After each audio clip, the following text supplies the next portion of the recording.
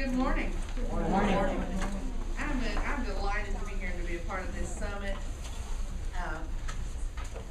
And I'm delighted that you braved the cold and the possible snow to be here too. And I think I've got the best panel. I certainly have the best co-chair in Reverend Kagiyama. But I'm going to introduce them now, and we're just going to go ahead and get started. I think most of us are here, and so we're just going to go ahead and get started. I'm going to start with Dr. Luken, and he likes to be called Paul. It's Dr. Paul Luken on the end. He is a sociologist and the sociology department chair at the University of West Georgia. He is an expert in housing and homelessness, as well as many other disciplines. He's held 3 postdoctoral fellowships. He's vice president of the Institutional Ethnography Group. He's written many publications on housing, aging, and disability. He's currently preparing a book on changes in the social institution of housing in the USA in the 20th century from the standpoint of women. So we're thrilled to have Dr. Paul Luken with us.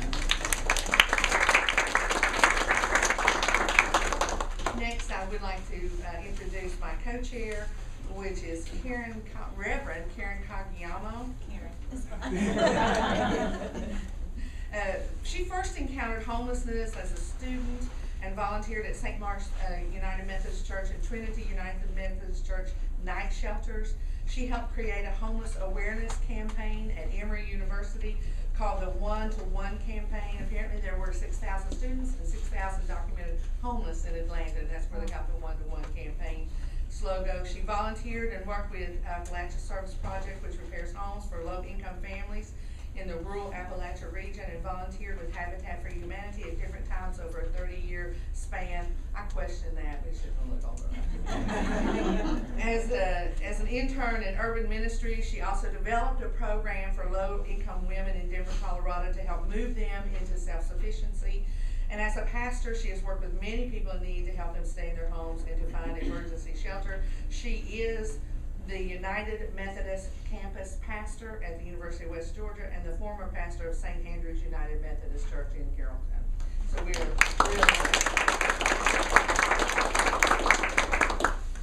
And then next is Ms. Tiffany Parsons. She is a sociologist at the University of West Georgia, is an expert in the field of inequality, race, ethnicity, culture, class, specifically poverty, women, and the intersection of these. Is one of the founders of Impact International, Inc. and Hope Center. She created Hope's Transitional program, developed a known successful transition program for suburban homeless, and published a photo essay about community among homeless in Atlanta. And her best qualification of all is that I am proud to say this is my daughter.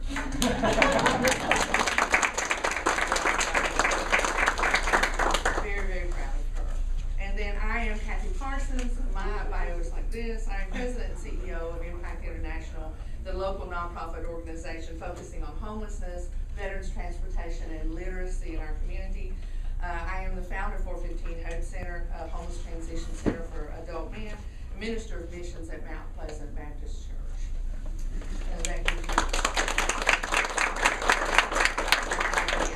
An idea of where we come from and why we're on this particular panel.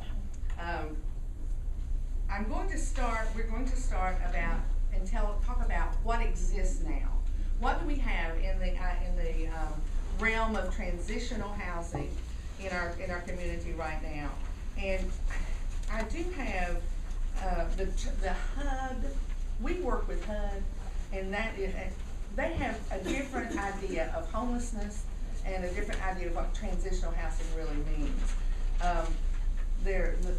What Kim spoke about earlier was the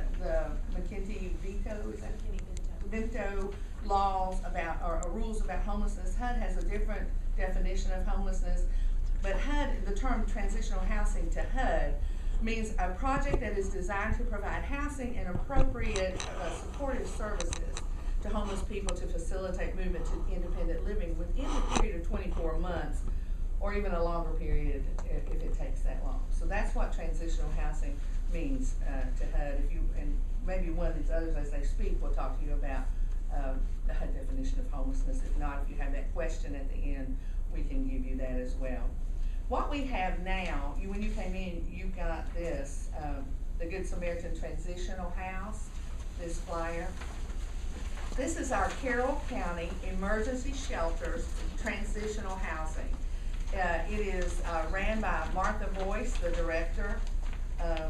They have 8 efficiency apartments that are long-term, that's 2 years, where they put intact families in. But they also have 2 efficiency apartments that are short-term for homeless families that they can use to house homeless families. So we do have some homeless housing available for intact families. Now, that includes men. You know, often people think of our Carroll County Emergency Shelter and they think, well, they only deal with women and children. But in the transitional housing, intact families can be in there, or a father and children can be in that intact housing, as well as women and children. They are required to work if they're in the transitional housing, full or part-time, and they prefer that the residents take classes as well to help better them and better their opportunity for employment. They can go to the technical school, they can go earn their GED.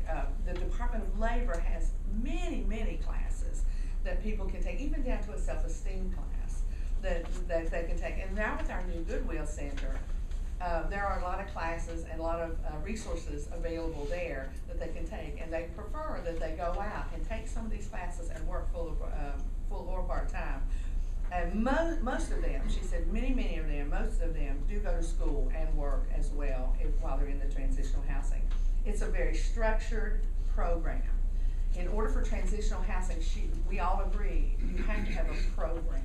You have to have a beginning and looking towards a goal and trying to finish that goal. There's no cost to live in the transitional housing ran by the Carroll County Emergency Shelter, but the families are absolutely required to save their money for when they transition into independent living. And I think they do turn their money in that they save. I think they're allowed a percentage, of course, they can pay child supports and things like that out of, but then the rest of that goes into an account. The emergency shelter doesn't keep this money, but they keep it safe until they are ready to transition into, and then they have this lump of money, which we all know we have to have in order to live from month to month, to buy food and utilities and rent and deposits and all those things. So they have a very good program, a very structured program. It's a program that absolutely works. Those are from Martha Boyce's own mouth. This is an excellent program. Ms. Boyce has been doing transitional and domestic violence emergency shelter for 25 years. This is an excellent program. The next one is Clemmy's House, and that might be one some of you are not familiar with. Clemmy's House is part of Inside Ministries. It's one of their programs, and they provide housing for current and former female, or counseling and resources for current and former female-only inmates, people coming out of prison, encouraging them to restore their lives and reunite with their families. Do you have a flyer for that? We don't have a brochure for Clemmy's House. You can go online at Inside Ministries, and what is the name of it again? Clemmy's House. Spell that. CLEMMIE''S, and it is part of Inside Ministries. I just typed in Clemmy's House, and it came up under Inside Ministries. And it tells you a little bit about what I'm telling you came straight off that website, because I couldn't get in touch with them. I think you can. I think they have a voice. It was just my fault that I did not get to them soon enough, to get their information. But it's I do know, and I spoke with them and talked with them and consulted with them several times, that they do focus on women who have been incarcerated, formerly incarcerated. And they're dedicated to helping women achieve emotional healing and growth, physical health, basic education, restorative independent living skills, and I'll talk a little bit about why that is so necessary, social and vocational pursuits.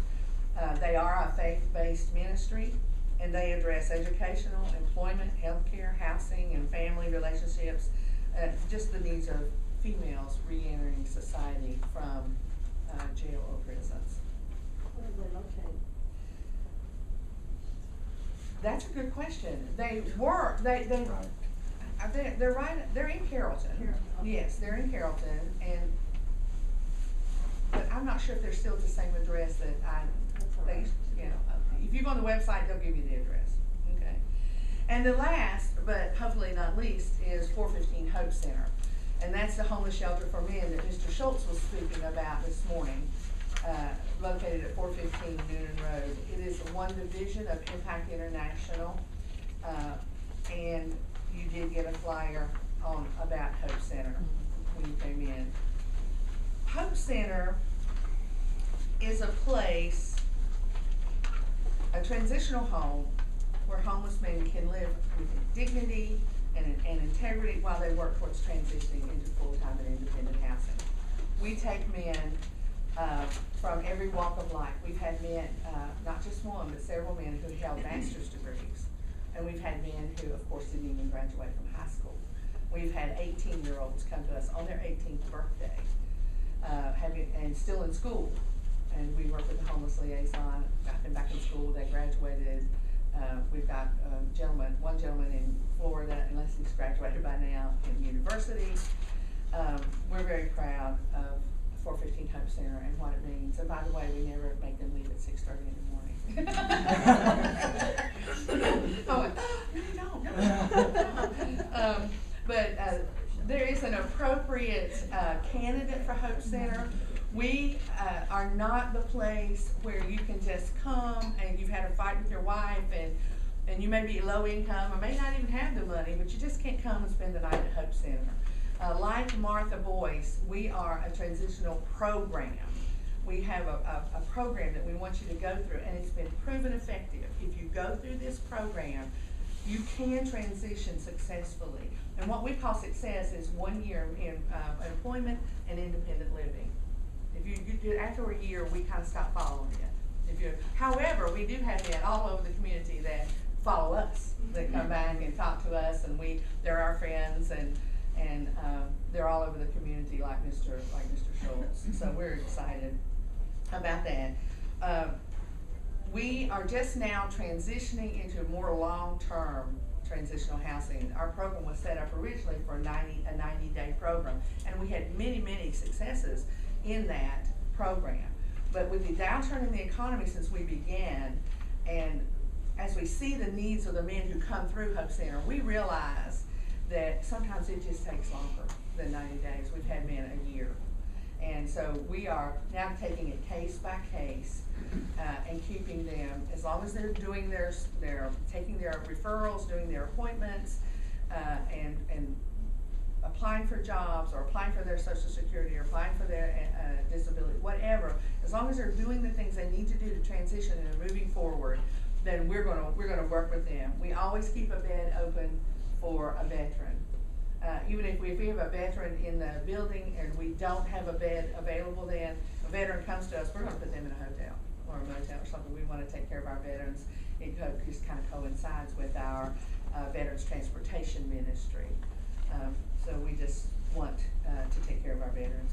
We provide everything the men need. When they walk in the door, they don't have to worry anymore about where they're gonna sleep tonight, what they're gonna eat, are their shoes gonna fall apart, are they gonna be able to keep warm, what are they gonna eat. They don't have to worry about any of those things. We provide all those things at no charge, so that the men can worry about, the only thing they need to focus on is getting a job and getting back to restoring that dignity and self-worth. Something happens to everyone, but especially to men, I think, when they can't take care of themselves or their families, something really kind of breaks inside, and we try to restore that dignity and that self-worth. Some of our men have even told us, you know, the best thing about hope, and I said, what can I say? Yeah. And they said, the best thing about hope is that you actually listen to us, that we feel like what we say is important to you. And so that is part of the process of restoring the dignity and self-worth of men. Our men are valuable, good men. Yes, ma'am. What percentage of the homeless are vets? 1 in 4 nationally. 1 in 4 men and women who spend any time homeless have once donned a uniform and served this country. So about 25%. The rate of female veterans homelessness is 4 times higher than that of male veterans homelessness. And those who are currently serving or have served since the draft ended are the most at risk for homelessness. Isn't that a shocking statistic? That is. That when I first heard it, that shocked me too. The men in our center are provided 3 meals a day. They don't have to worry about that.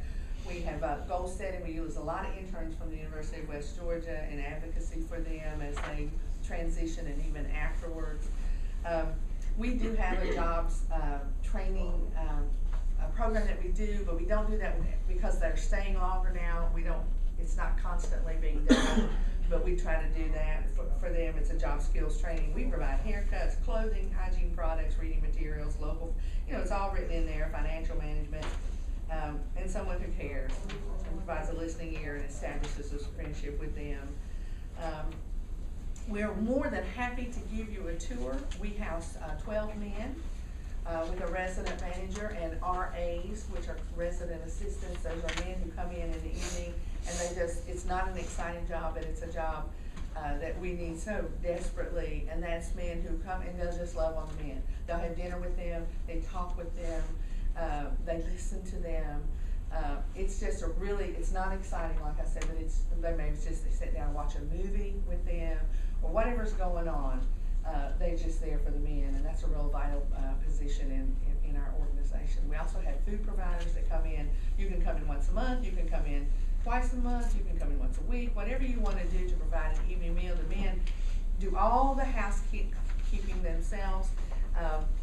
Our resident manager is a bit of a clean freak, which I absolutely love, and the men, Mama doesn't work there, or live there, so they take care of the shelter, and in 5 minutes notice, I'll be happy to take you a tour through the shelter. It is always very clean and very nice. I live in the house. It's a wonderful house. It was built in 1920. It's located right there on Noonan Road, a yellow house with a big wrap porch. It had to be completely renovated. Many of the rooms were completely gutted. We had to completely plumb it to the streets, rewire, do all the kitchens, build another bathroom, because one little potty for 12 men was not going to work. And so it's been restored. We're able to keep the 1920 hardwood floors. That we do have the original hardwood floors there. And it's a very home-like environment. We work with about 5 different homeless shelters around the state of Georgia in developing our policies and procedures, and we wanted it to be more home-like rather than institutional. So it is more home-like, trying to learn to live in an environment with other people. We have to do that in this society, but many of our men that come to us, they've never spent a functional day in their lives. They don't know how to make a bed, they don't know how to cook a meal, they can make a sandwich, but they certainly don't understand that you need a protein and you need some vegetables and you need some fruit and grains and things like that. So we have to teach these life skills. They don't know how to clean the toilet, they don't know that the shower curtain has to be washed when that stuff starts growing on the bottom, These are things that we have to teach them because they don't know how to do it. And they don't know how to do their own laundry. But now some of them come in fully functional and just some devastating thing has happened to them. And they're very good to help the others who don't know how to do these things. And we have a gourmet chef who comes once a month and cooks for our men, and we love that night. We all kind of try to be there. We're here just to spend some time with y'all. Oh, the gourmet chef is here tonight. But and we try to befriend these men when we see them. They do community service. We try to give a hand up, not a hand out. So they are required to do the chores around the shelter, the center, to keep where they're living clean and nice, and they also give back to the community. So if you have places where they could do community service, we put them at Manor House. As I said, our minister missions at Mount Pleasant Baptist Church, and we have Manor House, and so they can do a couple of hours work at Manor House. That way I know they're doing it. But they're allowed to do their community service anywhere they want to, and some of them do choose other places to do their community service. So if you have places where you would be willing to accept one for community service a couple of hours a week, that would be super too. There's all kinds of things we need. Any consumable item, as you run your household, we need that to run Hope Center. So we just kind of slipped in a little needs list there. If any of you have organizations that might want to be able to provide some of those things. I think that is about We do come and talk to different organizations about Hope Center. We've done a lot of the civic organizations and Sunday school classes in different places, and so we'll come and speak. And of course, we'd love for you to sign up for the newsletter. If you don't have a question, leave your name and address on your card, or leave it on the card anyway. Put your name and address on the back, or your email address, and we'll get you our newsletter so that you can keep up with what's happening at Hope Center. Now, that is what we have going right now in the community that we're aware of. And now I would like to get some statements from Dr. Luken concerning his area of expertise.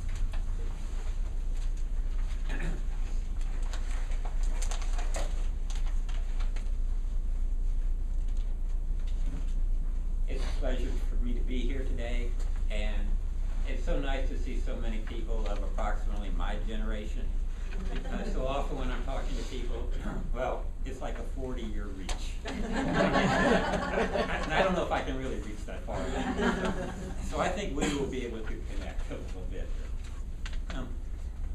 Like Kathy said, I'm not here really to talk about homelessness. I'm here to talk a little bit about housing, because that's what I've been studying. And I study it differently from the way you hear it talked about on the news a lot. Because on the news, when you hear about housing, it's mostly about, you know, the housing market and how that is doing. So you get a lot of the economic aspects of it, you know, and what home sales are like, that sort of stuff. That makes the news. What I study is really the work that people do in their everyday lives in order to maintain their housing. You know, to buy houses, it doesn't include buying and selling houses. It means the labor of moving. It means everything about home repair and home remodeling and that sort of thing. Everything you do in a house, that's really housing work. And I like to look at things over time.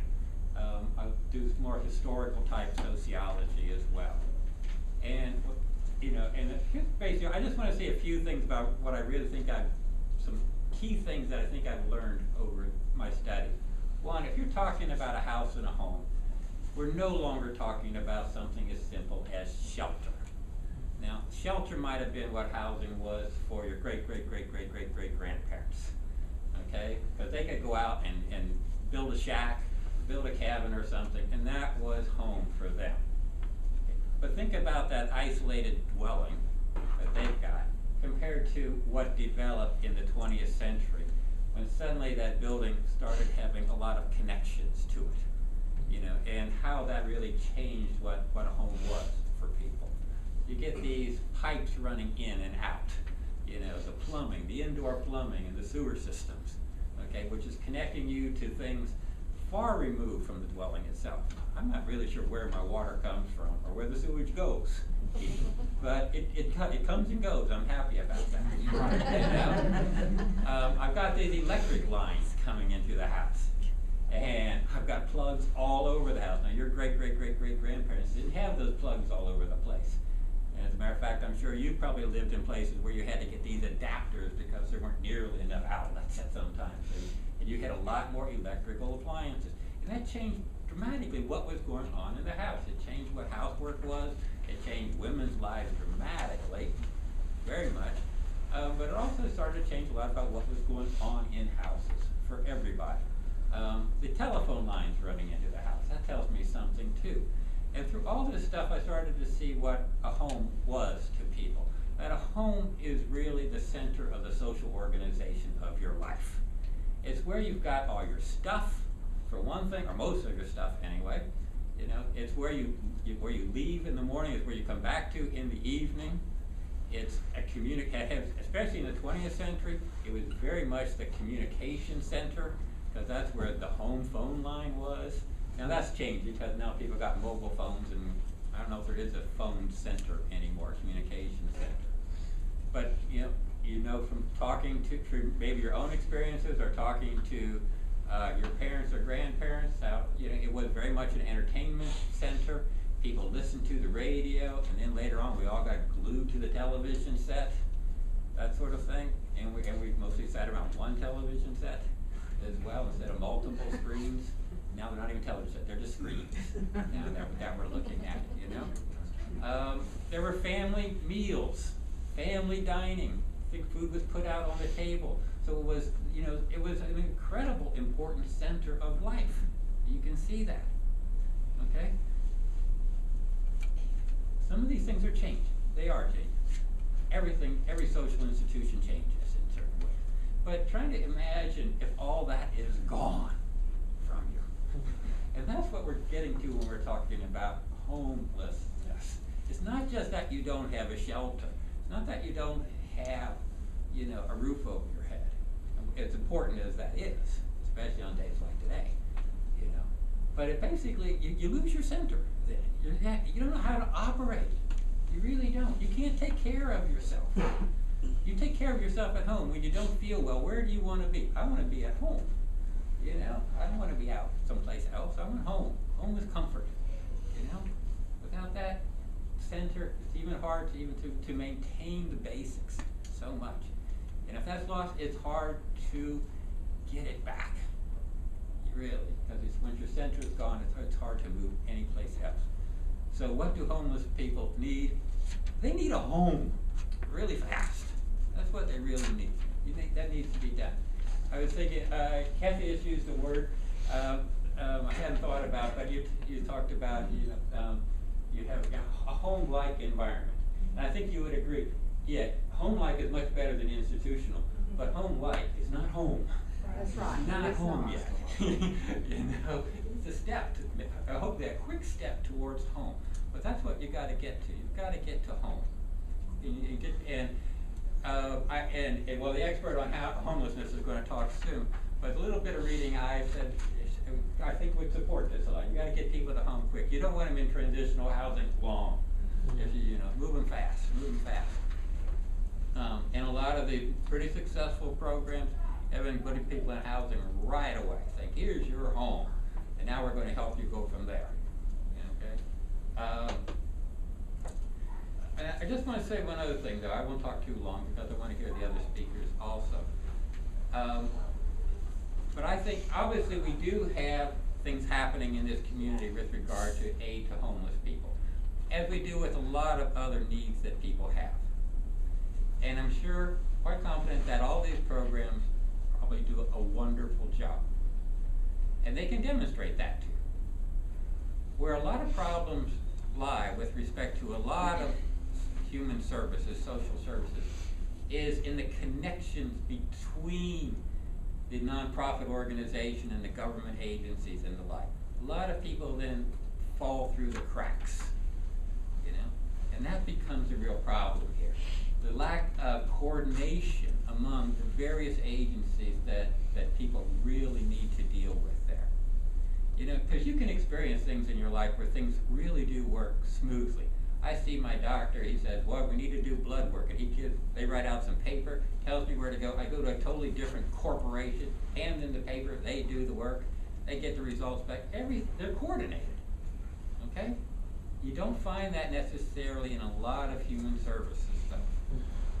And therefore, people are falling between the cracks, and it's not necessarily just falling between the cracks, but sometimes they don't even know how to relate going from one to the other. Okay, and that becomes a big problem. And so I think whatever these problems that we have here, these are problems that are solvable problems. They are solvable problems. You mentioned the veterans before. I read last week in the newspaper that Phoenix, Arizona no longer has homeless veterans. They don't, basically the mayor said we're going to get rid of homelessness among veterans, and they have. Or they said we will by next 2 months, then there won't be any more. You can do this stuff. You can do this stuff. So yeah, we don't have to have 7-year-olds without homes. We don't really have to. Yeah, it might take our politicians getting involved as well. It's going to take a lot of commitment from a lot of people. But it can be done. And I think the people who are already involved with it know a great deal about it. And I think that it's going to involve a lot of bringing these people together, all these different agencies, getting them to talk, to try to get rid of the gaps that I was mentioning before, so that they can work more efficiently, so that we don't, so everybody doesn't always have to have their own caseworker following them around train enough volunteers for something like that. A lot of you are volunteers in different organizations, and you know what I'm talking about there. There's always a need for more volunteers. Just can't get enough. You know, we don't want to create situations like we try to solve our highway problems, our traffic problems, like let's just build more highways, you know, and they're obsolete by the time we get them built. It's going to take something different, okay? And it can be done. I think we're going to come up with some good ideas here. So I think I'll turn it over to Tiffany at this point then, is that okay? Thank you very much.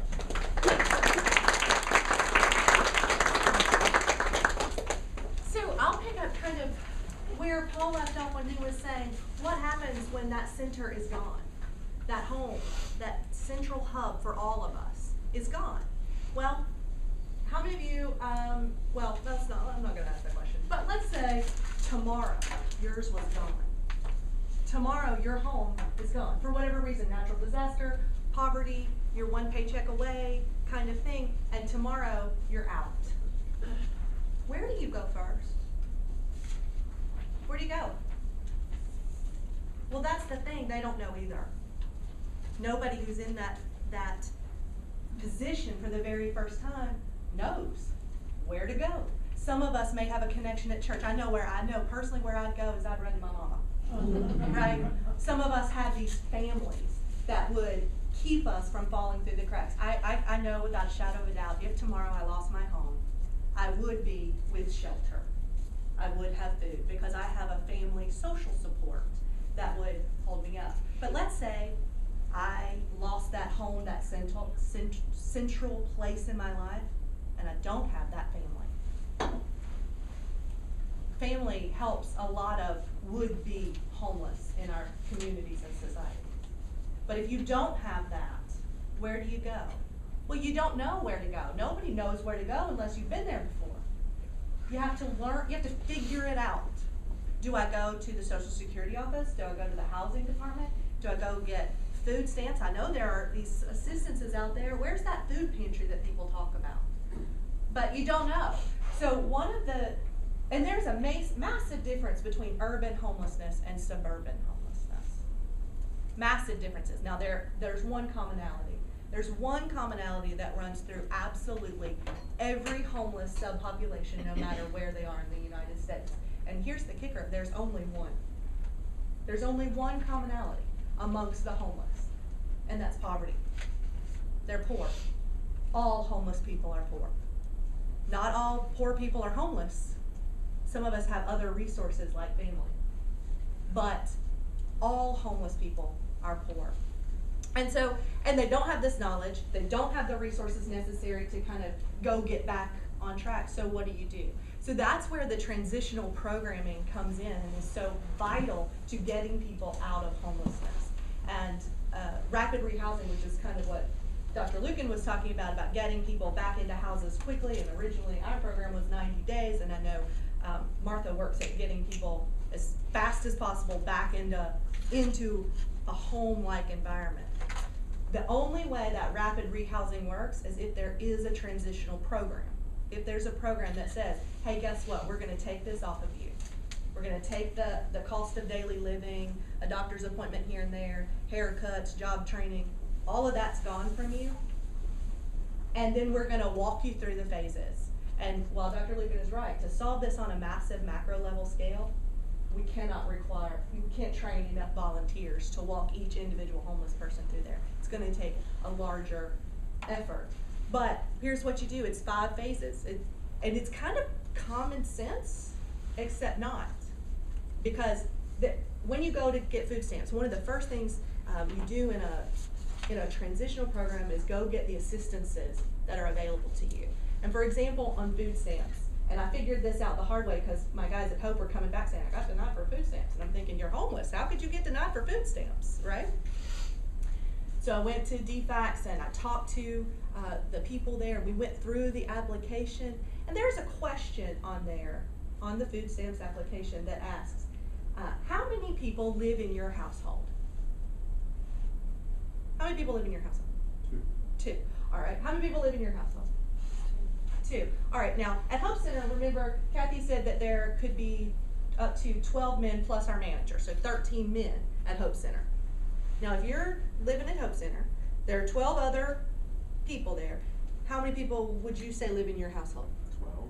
Right, okay, now I need documentation, social security cards, driver's license, amount of income for all of those people, Justin. Right. Well, first of all, you can't get that.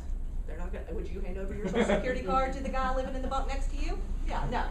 Okay, so I go to DFACS and I'm saying, my guys can't do that, but they're homeless. How can we figure this out? I can't give you the information of all the men who live in Hope Center. And she said, oh, that's not really what we wanna know. No.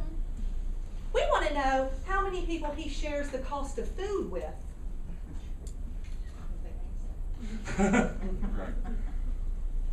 What now? Yes, which makes sense, because Gary, in your house, that the two people, do you guys share the cost of food? Yes. Do you share the cost of food in your house? Yes, so this makes sense, because logically, those two things are normally linked. Except my guys have never been homeless before. Many of them have never been homeless before. They've never applied for food stamps before. So they answered the question logically like Justin did. Instead of my household, the one that I cover, is actually one, even when living in a place like Hope Center. So the transitional programs that help get people back into housing as quickly as possible already know this information, right? And we say, okay, you're gonna get to question 34, and they're gonna ask this, but really this is what they're asking. And we have it kind of mapped out. Now, every case is different. If you have child support that you have to pay off, if you have fines that you have, or debt, each one is a little bit different. But you heard Kim out there say that $550 a month for rent. So we can help put it together. Here's how much as a single man you need to have saved in your savings account before you make the initial transition. The way it stands now. Now, if we had more kinds of transitional housing where we could move them in more quickly, that would be different. But the way it stands now in Carrollton, we can work towards, here's how much you need, here's what you have to do next, and there are 5 phases generally in a transition program, and it starts from knowing where you're at is not where you want to be, and willing to do the work to get there, and then going through these phases of work and finding work, and sometimes it's taking the top step class to become federally bonded if you have a criminal record, and they'll do that for free at the Department of Labor. But again, how would you know that these things exist? So the transitional programs are essential to getting people back into the house community, but not just back into a house, not into a shelter, and not into, oh, here we have this home for you, moving Gary right in there, but in a home that can be Gary's home, and that he is prepared and can be in this home for years to come and not end up back at Hope Center or back at Martha's Place in a year from now. So that's kind of the essence of transitional housing. And if you have any questions about homelessness or transitional housing, feel free to write those down, and if we don't cover it at some point, we will answer them at the end of the session. And I thought about one more thing as you were talking about veterans. The VA currently funds 160 beds in the state of Georgia for veterans, and we have over 3,000 documented veterans. What is the center that they built for? Trinket Davis, Yes. the Trinket Davis Clinic, that's a clinic.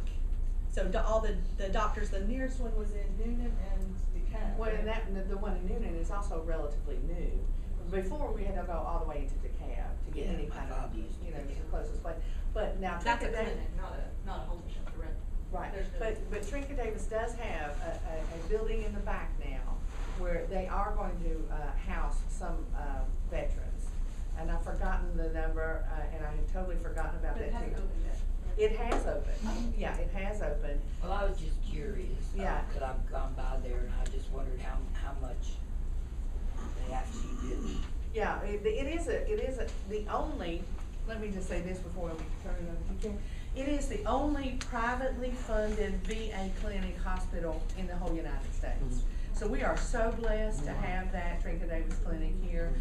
Trinket Davis completely paid for that, something like in the realm of $17 million, a little bit more, and then turned it over to the U.S., to the government to run as a VA clinic here for us. She is all about some Carroll County veterans too. And our Deserve Veterans Transportation Program, I have flyers for those too. I did not bring them because that's not what we were talking about here. Though she gave me a $65,000 grant, and I bought this double wheelchair accessible GMC transport vehicle, and we transport. My husband isn't here today because he's transporting vets to and from the clinic. It's free of charge, and I do have some cards with me if y'all would like to have a card about that. Any Carroll County veteran, and to be honest with you, don't tell anybody. I know I'm in a safe place here, but occasionally we'll sneak over the Carrollton County line or sneak over the Hurricane and pick up a veteran who needs to come to this Trinket Davis clinic. But it's just a wonderful, wonderful thing we have here. But they do have this center in the back now, and I'm really not sure how many people they can house there, but they do house veterans there in the back. And now, one of my new favorite people in the whole world, Karen Kagiyama, she's going to come and do, we're going to have some fun with her. Okay. Just a couple of comments. One is there is an organization called Action Ministries, which is connected with the United Methodist Church, but works ecumenically throughout the North Georgia area. And they are administering a housing program with veterans in our county. I don't know all the details, but it is designed to be a short-term aid to homeless veterans. And I don't know if they're going to work, I know they work with Trinket Davis. I don't know if they're working with that building or they're just housing them in our community, but that is something that is ongoing right now. I'm pretty sure that's a separate. Yeah. So it's, as I got involved with this, it's just been kind of interesting. In the last week, I have worked with 2 homeless students from West Georgia, and there are more homeless students at West Georgia probably than we realize. As I work with college students, I realize it's a time of great transition. Whether they're living at home and going to school at West Georgia, or whether they've moved away for the first time, and I'm also a parent of a new freshman over at Georgia Tech, so I experience it from the other side. But they are sort of, they're not homeless in the sense that most of them have families, but there are often a number of students who leave families that are very dysfunctional and go off to college and feel like they have escaped. And they are more at risk for becoming truly homeless because they don't want to go back to where their parents live, and they don't want to go back into that environment. And what happens is they may have housing during the term that they're in school, but during the breaks, and especially during the long summer break if they're not taking classes, and there are a few times when the dormitories actually close, they are in effect homeless, and they don't have a permanent place to go back to, or some place that is suitable for them. And so campus ministers and the university administration are often working to find places where students will be safe. Sometimes they find friends they can go home with for a break. They find a couch to live on over the summer. At one point at the ministry that I work with called the Fish House, I realized over the summer we were basically a homeless shelter, and that I had students coming in and out, staying on the couches for a week at a time while they were in between their sort of housing with friends and family. So it's just something, as I worked with this, it kind of, the whistle went off and I said, oh yeah, that happens more than I realize. But this week especially I had 2 students who were truly homeless, trying to help them access resources and find ways to be in a home. It's especially difficult with that age group. One, they're learning how to be an adult. They often don't have a lot of skills yet, and they don't have all the connections either. So they're vulnerable in their vulnerable population. What we want to do now is give you a few moments if you have some questions, if you want to ask of either Tiffany or Paul or Kathy, and just as some of the things that we've discussed at this point. And then we're going to do some group work around the tables that will give you an opportunity to put your brains together and your creativity as we've talked about this, and just to brainstorm and come up with some ideas. It was sort of, as we discussed this, we thought, we've got collective wisdom in this room. Why not use it? none of us, except for maybe these two, are really experts. We're all learners. We're all learners. We may achieve a certain amount of expertise, but there's always something more we can learn. And all of you are here with varying degrees of experience with this situation. Maybe somebody here has even experienced being homeless themselves along the way, or knows somebody. But you're here because you care. And there's great wisdom in pulling us all together and saying, what can we come up with?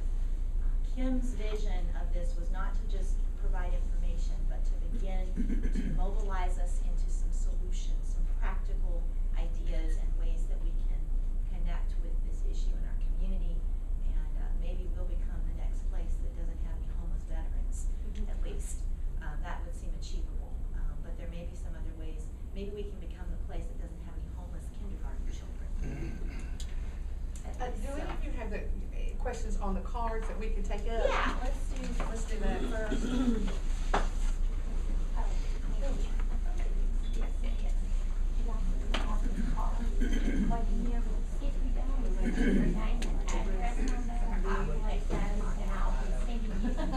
Any more questions?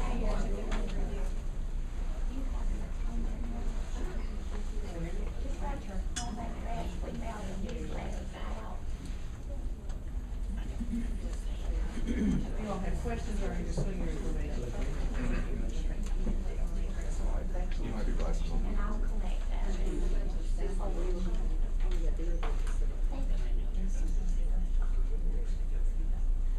Does anybody have a question they want to ask out loud in the meantime?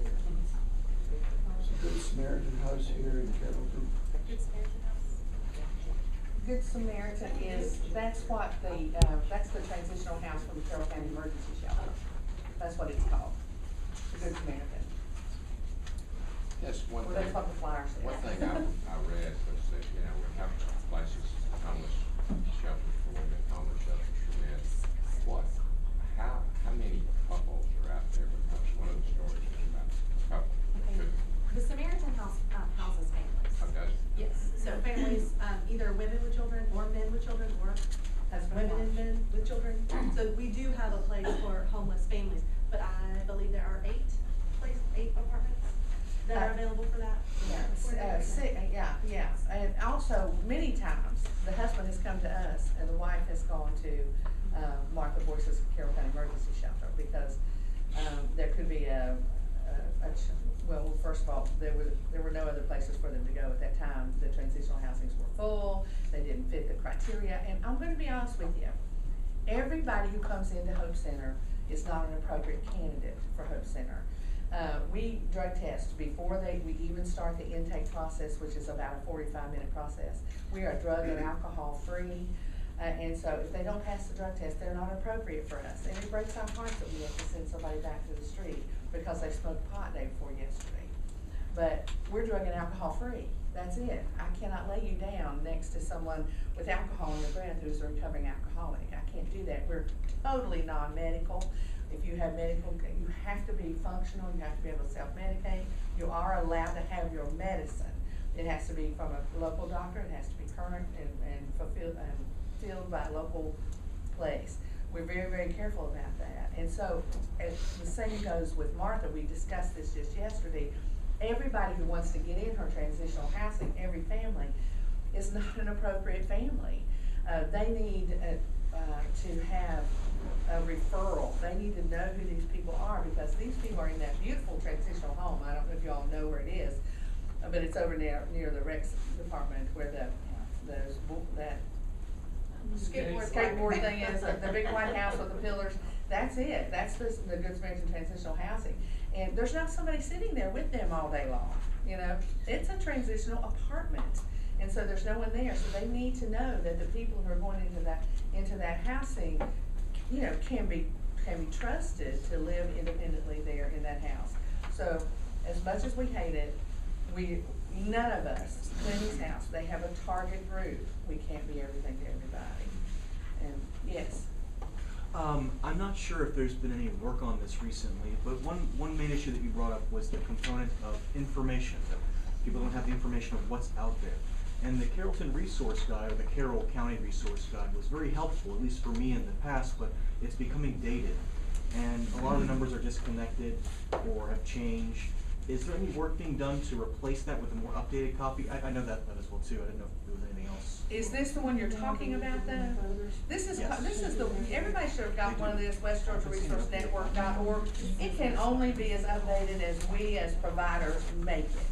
You know, I am notorious for not, when we change policy procedure at times and things like that, to not let these people know so they can update it. So if you are a service provider or you've had of something, or your church belongs to this, it's free, anybody can go to it and use it.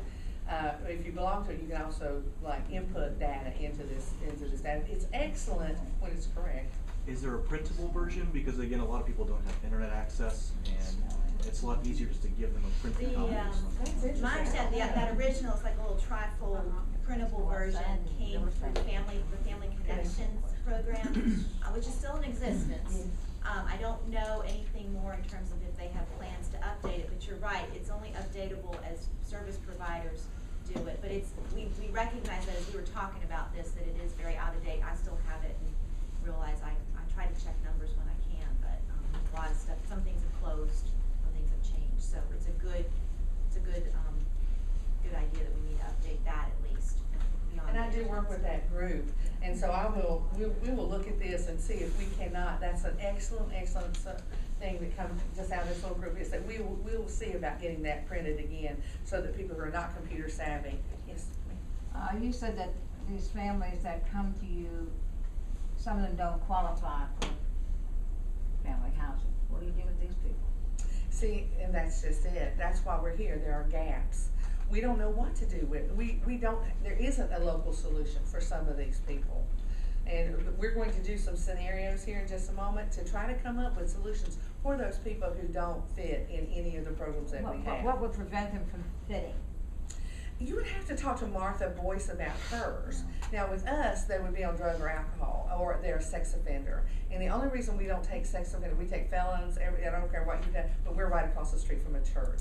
And so by law, we cannot take documented sex offenders. I would say those three things would probably disqualify them from Martha's program too, for sure. Yeah, but other than that, I'm really not sure what would keep them from being in her transitional housing. To me, I know there's a lot of single homeless people out there, but there's a lot of families that are homeless. Yes. And if they don't fit into your particular little criteria, we have a lot more homeless people out there, and we have a lot more homeless kids. Yeah. Yes. As I spoke before, there's two definitions of homelessness, and the McKinney-Vento makes the kids in our school who are not in their own home with their own parents only, calls them homeless. HUD says if they're in a home, even if it's with their grandparents or friends or whatever, and they know where they're gonna go tonight, they're not considered homeless. So And that would probably disqualify them from Martha's. and that would disqualify them from Martha's too. If they are housed somewhere, stably and safely, then it depends on what definition you're using. Well, a lot of these people live in cars anyway. Oh, That's that would fit. considered homeless under Is that- everybody's It's not considered a definition. home, right? Right, no, that's a place not meant for human habitation, and that's considered homeless under anybody's definition. Well, when you work at school here, or any of the schools in the area, and you have to take kids out of school, out of the cars in the morning, you know where they're living. They're Yeah. living in that car. Well, that's considered homeless under everybody's definition. It is, sir. Kathy, I was wondering if there's any resources available to somebody who has the heart and desire and the place to create a transitional housing center, but to train them. I'm doing just that. I've been working 3 months to put together a men's transitional housing center. In fact, I've referred people to the Hope House and to the Purpose Center and No Longer Bound and stuff like that. I just have the heart. I've been working for God for the last 3 months trying to put this together, but I'm finding lack of resources to connect to tell me what's needed, what can I do, how to do it, how can I put my program together. I'm real close to opening. I've got almost everything done, but I have no idea what I'm doing. Well, and there was no one greener than we were when we started, but what we did was go around the state and work with other agencies doing what you wanna do, and basically ripped off their best practices. I mean, basically, that's what we did, brought them home, tweaked them for our program, what we thought would fit, and it's a very long, a strong learning curve. Let me warn you, when you begin to do this, you realize that what looks good on paper might not necessarily work in your program. And so my policies and procedures are now in committee, that's a church word, but with our advisory boards, now being revamped, because as we have hired an employee and we're stepping it up a notch, and we're moving more to transitional than what we were in the past, things have to change. It's constantly evolving as you better, your services and the things you provide for your men. My suggestion would be to you to find somebody who's doing it right somewhere in the state and make the trip and work with them and see how they do it. That would be my best. That's how we learned. Research, trial and error. Regarding the 100 kindergartners and preschools, are there any educational programs available to these children? My main concern with education is the steep curve these little preschoolers have to reach when they come to school, and they don't even know how to the letter A from anything else, and then some kids can almost read. Is there anything that any program available other than, I know there's Head Start and things like that, but are there additional programs available to these little homeless children? Well, they all get Georgia Pre-K and kindergarten. You realize you're not talking about that, right? Well, I didn't think that program was available to every child in the county. Is that right?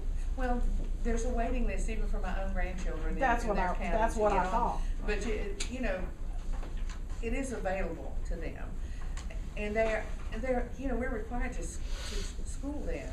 For kindergarten's required, right? I'm not sure that's not. I'm more concerned with preschool. Pre-K is not.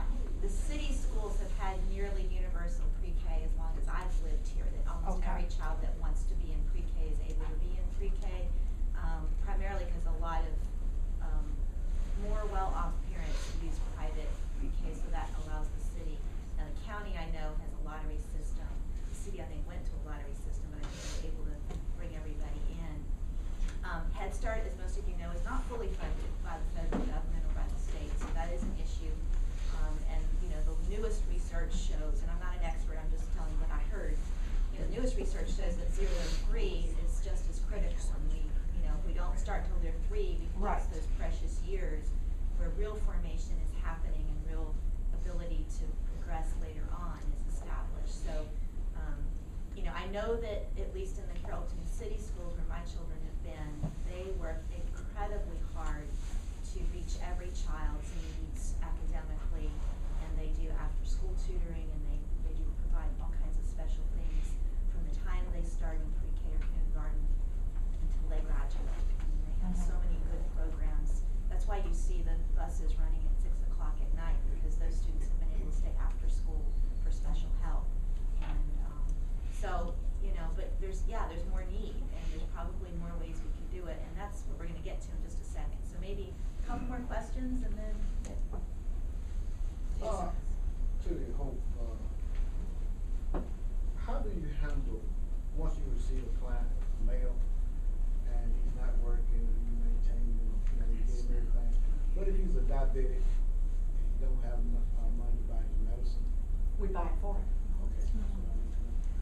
As long as he's got a local doctor, and he's got a current and up-to-date diagnosis, and we know what he needs.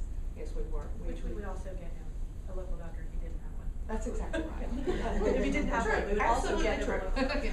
We do minor medical, eye, dental, minor things like that. Now, if he needs heart surgery, we can't handle that.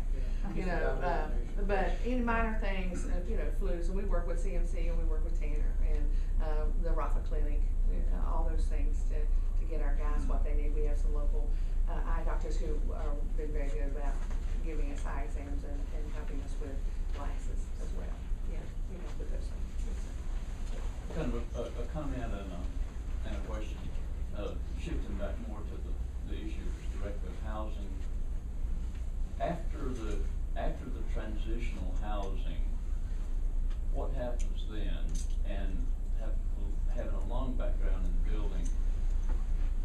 things that I see as an obstacle is the requirements of almost all the municipalities.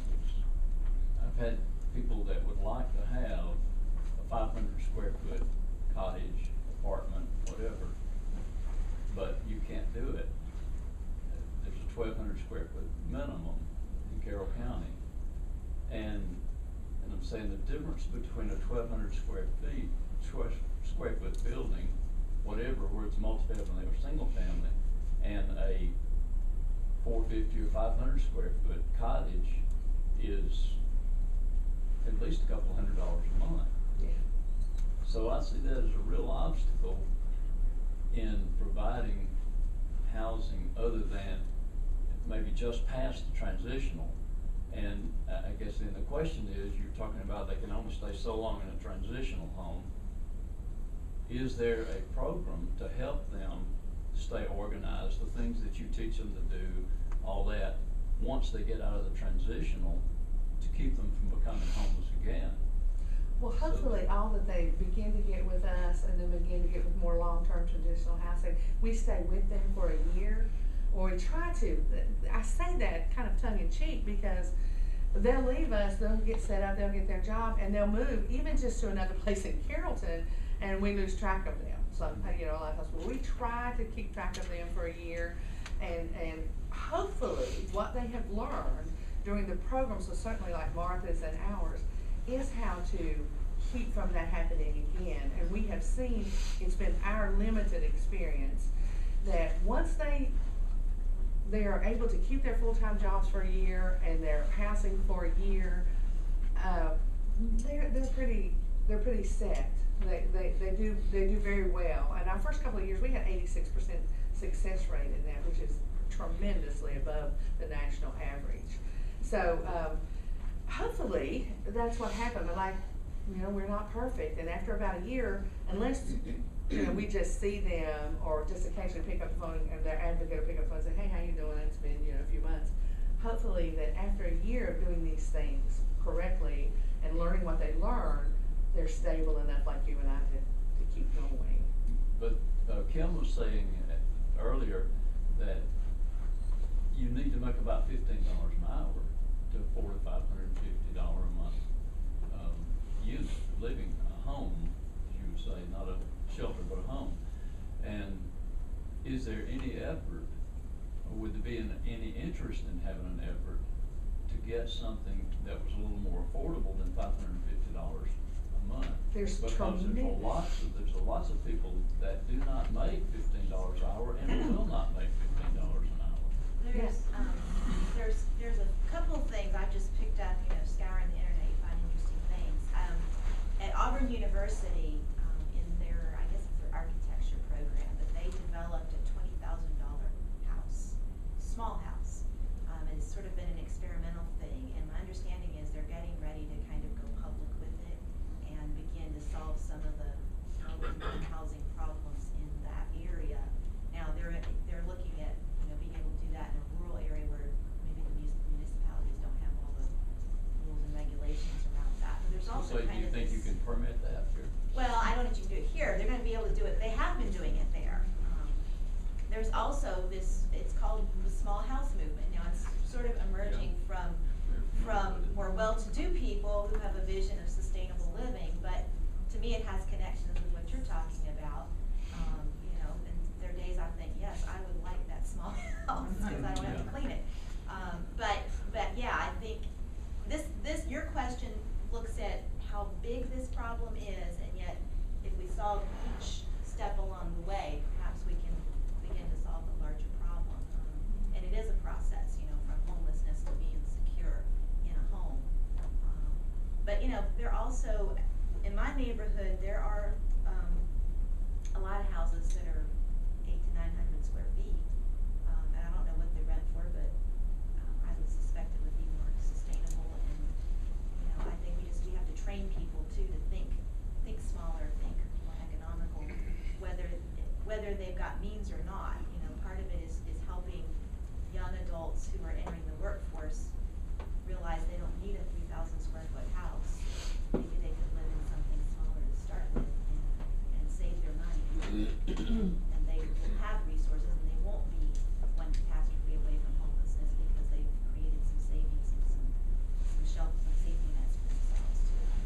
I know that we could drum up interest in low-income housing. That's one of the big problems, transportation, low-income housing. Those are two of the barriers, and also low wages. Those are barriers to homelessness, to being safely and securely housed. So I would give anything to be able to have an apartment building somewhere where we could house low-income families, other than the city of Carrollton. Now, the city of Carrollton does house low-income families in the project housing, but something where they didn't want to go that way, or something where they want to go that step, where we could move our guys from our transitional house into this place permanently, until they saved up enough money or wanted to move someplace else, someplace where we could put them. And I don't know if we could lobby for that, if we could work with our local municipal governments to see if we could make a change in those ordinances where you have to have 1,200 square feet. Because I don't know if any of you have been to IKEA, but they'll take a room the size of that table and they'll put everything in. 270 square foot room. Yeah, and it'll have everything, bathroom, kitchen, living room, bedroom, so it can be done. And I think. Who is that? IKEA. I'm sorry, it's a furniture store, a home furniture store in Atlanta that they'll take size and they'll outfit them. And it's fun to just go, it's like going to Disneyland for me, to go there and to go from this little size room and look at everything in it, move to another room. That was way off subject there. I think you could see a little frustration in my voice, but I see that, the problem is as much political as anything, and I guess I'm asking, is there any desire or any inclination to get involved in solving that problem? Because that is currently, and in my opinion, will become much more of a problem in the future, of simply the political obstacles to having something that people actually want and would like and could afford. I don't have the answer to that, but.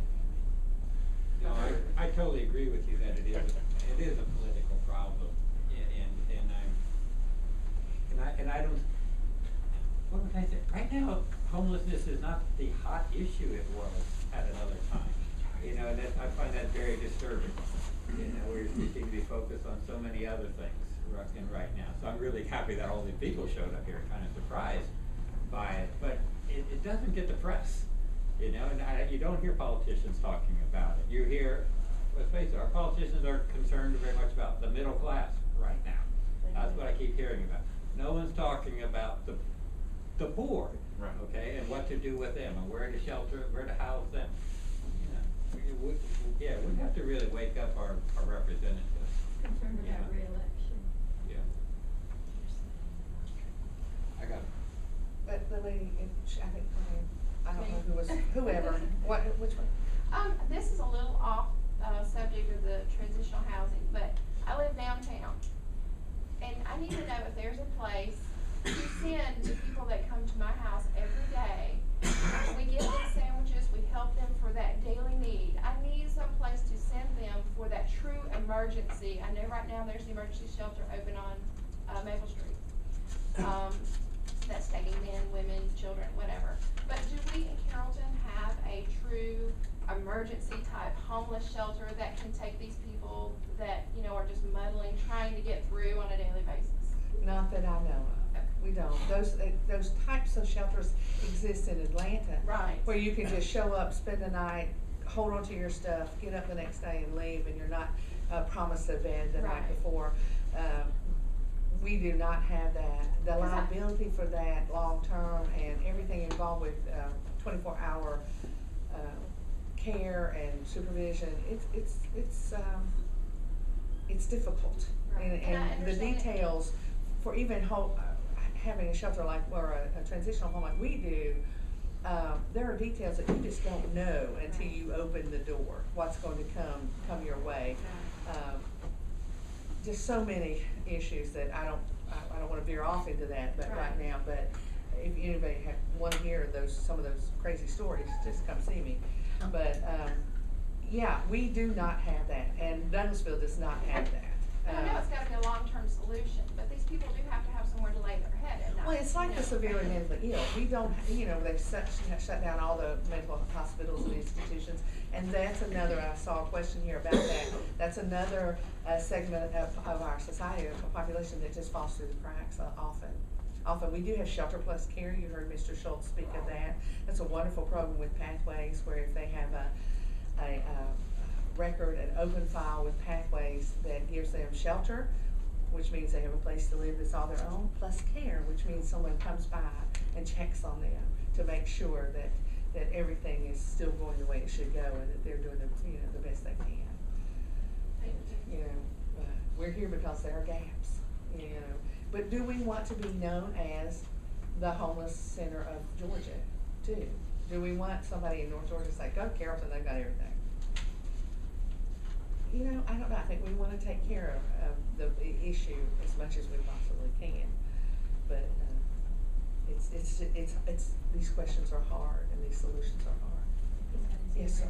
I'm sorry. I like the fact that you protest your people before they come in, but that seems to be another group that falls through the cracks. Number one, what percentage of people that come to you are positive? In the overall homeless population, we're looking at same amounts as in the general population of substance abusers and alcohol abusers, and that's approximately 20 to 30%. So I know that, some of them aren't as lucky as the gentleman spoke, that decided he would walk to Willowbrook.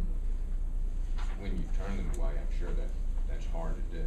It breaks our hearts. But do you offer them, I know that there are things on the card for them, but do you offer, say, do you go to Willowbrook, or do you go to AA, or do you go to? Well, if a man comes into us and he's clean of alcohol and he's still an alcoholic, he still goes to AA. Even But I'm if saying the ones that test positive when they come in. No, well, we do say there are, the Purpose Center it's an addiction center. It's not like us. They can go there, but it costs money to go there. Ordinarily, I don't know how Mr. Schultz, what the financial arrangements are at Willowbrook, but ordinarily, Gary, if you go, or one of us goes, we will pay for that, and it's not, it's not cheap. It's not inexpensive. So that's out for a lot of homeless men who have no resources and no money for that. What we say is, go get clean. Please don't smoke that pot. Don't do that. Whatever. I don't even know what the words are for what they do. And then come back to us. Because all you have to do to get in the program is test clean. And then we'll get you out there where you need to be. You have to stay clean, because we randomly drug test and alcohol test while they're with us too. But they have to be, we just can't do it. We can't be everything, to everybody as much as we would like to. And those emergency shelters, like we were talking about earlier, they don't test for that. You can be on anything. You come in and you lay down and that's, I'm not saying they're not needed, because they are. That's just not what, we can't do that because we're a program. We're a transitional program that our ideal candidate is a man who has had it with being homeless. He said, I'm done being homeless, and I'll do anything it takes to be restored.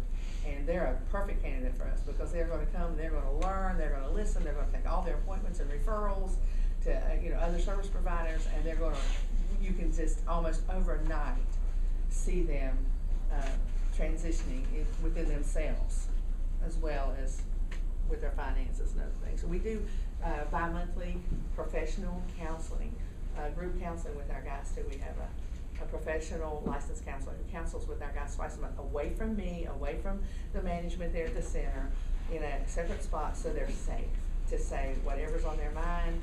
If there's issues at the center, the only reason I hear from him is if he feels they're a threat to themselves or others, or if there's a reoccurring theme among the men that they don't like something going on at that center, then we address it. But we never know where it comes from, who it is, unless it's dangerous. Well, we've talked a little bit about people living in cars and people living with relatives in a permanent placement. And I'm just kind of curious about this, but I have worked in Douglasville with some of the tent cities in the past. I was wondering, A, if you're aware of any tent cities in Carrollton, and B, what are some services that are directly working with them, or what is the city of Carrollton doing? Again, if there are any tent cities in Carrollton. There are. I haven't seen any, but I'm sure there Yes, are. yeah. We have, the city of Carrollton has documented 6 to 10, what we call tent dwelling homeless, recently. They recently just kind of looked into that. I think Kim asked them to, just called them and said, how many, well, we know of 6 to 10. We get many of them off the street. You know, they'll come in and they've got their backpack in their tent, you know, and they've decided that the tent is no longer the way they want to be. And I don't know if any of you saw the picture of the tent in the paper. That man had been living in that tent and homeless for over 10 years. There are some people, and Tiffany, I'm going to be very careful because she would jump all over me as an applied sociologist, that won't let us help them. You know, and I don't want to say they want to be there because she says They may not fit the definition of homeless. Yeah.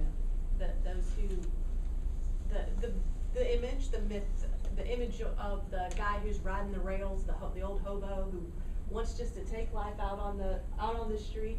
That guy exists, but he doesn't fit the definition of homelessness because he could then go get a place to live if he wanted it, right? He could go to the hotel, he could do those things.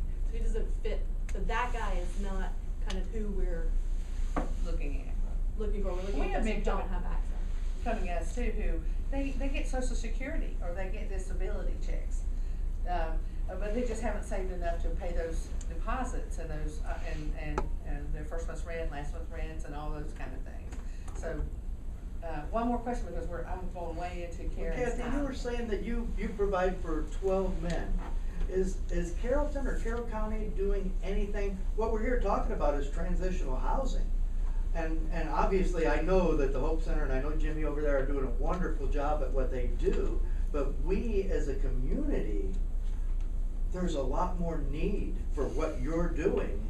And how can we provide that? How can we provide more transitional living? Because, I mean, I have currently living at my house, I take in homeless people at my house because they don't have a place to go. That's what touched my heart, to say this community needs something more than what it has.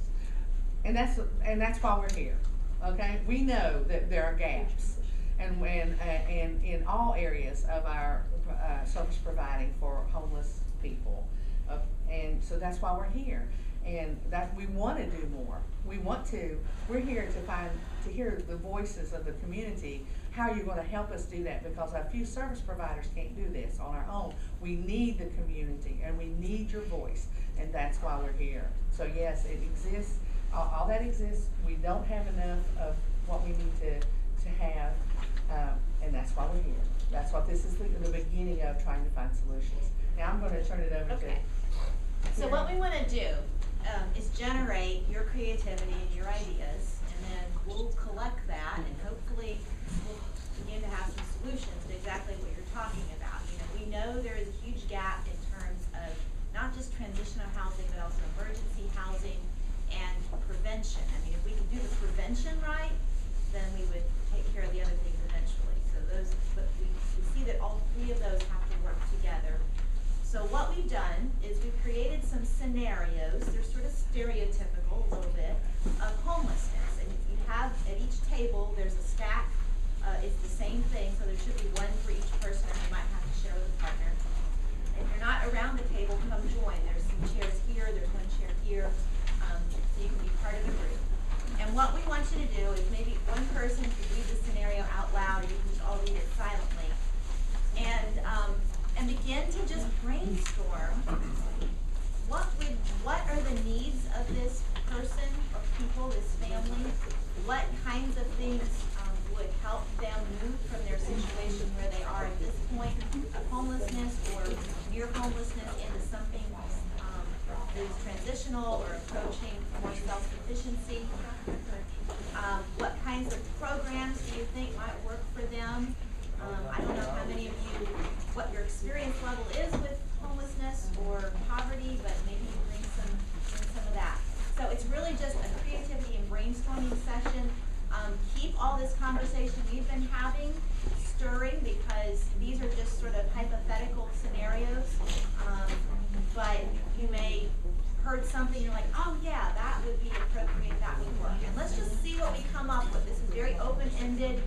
this is really what you sort of have in discussion around your table. Somebody can be the scribe and just write on the poster board ideas, doodles, whatever. This is, again, just an exercise in being creative. I don't know if there's somebody who wants to come. We've only got 3 people at this table. We might want to put 1 or 2 more come from the back, so we, try to do things in place. Some of these 3 couldn't do it themselves. It helps to have about 5 working together. Let's go at it for maybe about 15 minutes. I don't mind writing, but I can't spell. Table, that would be Okay. great. And then we'll come back. That's okay, we won't worry about that. So if it's